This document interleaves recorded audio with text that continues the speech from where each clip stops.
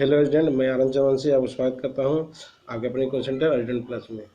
आज मैं क्लास 10 का subject geography model activity task लाया हूं। ठीक ना। देखिए, पहला क्वेश्चन क्या दिया है। पहला क्वेश्चन है कि मरुस्थलीय क्षेत्रों में वायु कार्य प्रधान क्यों होता है। इसका आंसर नीचे लिखा हुआ है कि मरुस्थलीय क्षेत्रों में वायु का मुख्य कार्य अपरदन होता है। वायु मुख्य रूप से अवघर्षण प्रक्रिया द्वारा अपरदन क्रिया करती है। ठीक है। फिर दिया है कि मरुस्थलीय क्षेत्रों में वायु कार्य प्रधान होने के कारण, ठीक ना, दिया पहला दिया है क्या है। पहला दिया है कि उद्भिज का अभाव, उद्भिज की कमी होने के कारण इस क्षेत्र में वर्षा कम होती है।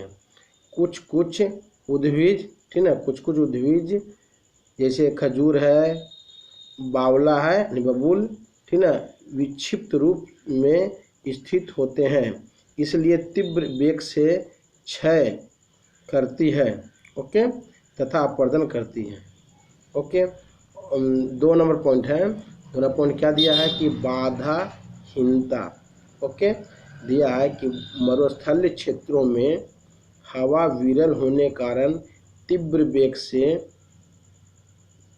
से बहती है। इसके फलस्वरूप मिट्टी और चट्टानों का क्षय अति तीव्र गति से होता रहता है ना। 3 नंबर दिया है आंधी तूफान। ओके। आंधी तूफान क्या दिया है कि इस क्षेत्र में उद्भिज और घरों की कमी से हवा तीव्र गति से बढ़कर क्षय करती है। 4 नंबर दिया है, 4 नंबर है कि उष्ण एवं शुष्क हवाएं, मरुस्थलीय क्षेत्र में हवाएं शुष्क एवं गर्म होती है, जिससे चट्टान एवं मिट्टी का अपरदन होता है, ठीक ना, अपरदन होता है। इस प्रकार हम कहते हैं कि मरुस्थलीय अंचलों में वायु कार्य प्रधान होती हैं। ओके। क्वेश्चन 2 है।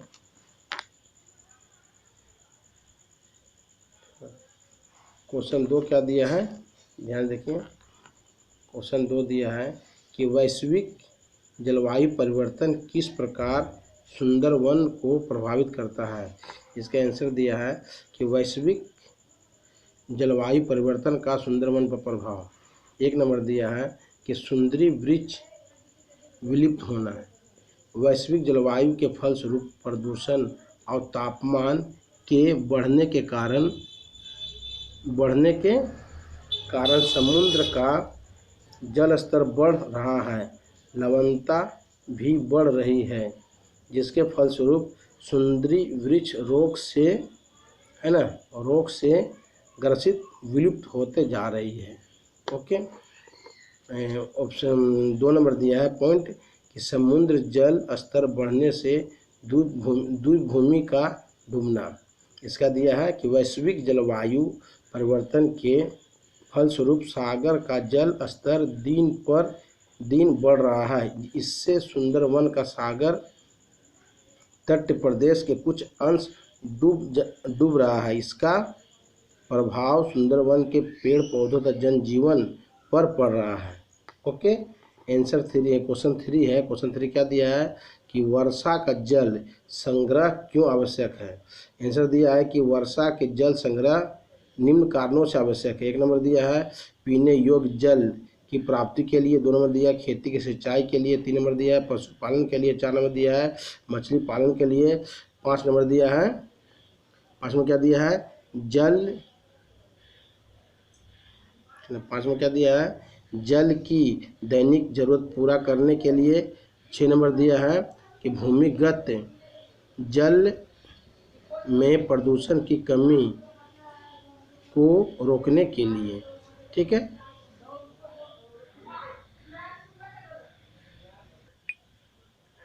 क्वेश्चन नंबर 4 दिया है कि एल नीनो तथा ला नीना किस प्रकार भारत की मानसूनी हवा को प्रभावित करती है। इसका आंसर दिया है कि एल नीनो तथा ला नीना का भारत की मानसूनी हवा पर प्रभाव। ठीक है, फिर देखिए क्या लिखा है आंसर इसका कि एक नंबर दिया है कि एल नीनो का भारत की मानसूनी हवा पर प्रभाव। एल नीनो एक गर्म जलधारा है, प्रशांत महासागर से होकर जब हिंद महासागर पहुंचती है तो हिंद महासागर का तापमान अचानक बढ़ जाता है। इससे हिंद महासागर से उत्पन्न होने वाली ग्रीष्मकालीन मानसून हवाएं कमज़ोर पड़ जाती है। इसके फलस्वरूप भारतीय महाद्वीप में वर्षा कम होती है एवं सूखे की स्थिति बनती है। मौसम विशेषज्ञों के अनुसार से भारत में 1984 ईस्वी का भीषण अकाल एल नीनो के कारण हुआ था। ठीक है, दूसरा देखिए ला नीना का भारत की मानसूनी हवा पर प्रभाव दिया है कि ला नीना एल नीना से बिल्कुल उल्टा है। यह चक्रवात को जन्म देता है, यहाँ को होगा, ठीक ना, को जन्म देता है।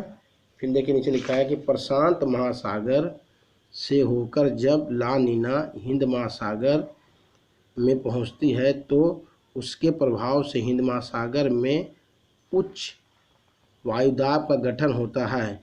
इससे भारतीय उपमहाद्वीप की ओर से आने वाली ग्रीष्मकालीन मानसून हवाएं प्रबल हो जाती है और पर्याप्त मात्रा में वर्षा कराती हैं। इस प्रकार हम देखते हैं कि ला नीना भारत की मानसूनी हवा को प्रभावित करती है। मेरे प्यारे स्टूडेंट, यदि वीडियो आप लोग अच्छी लगी हो तो इसे लाइक कीजिएगा, शेयर कीजिएगा, ठीक ना। जो अभी तक मेरे साथ चैनल को सब्सक्राइब नहीं किया, सब्सक्राइब कीजिए। Okay, thank you.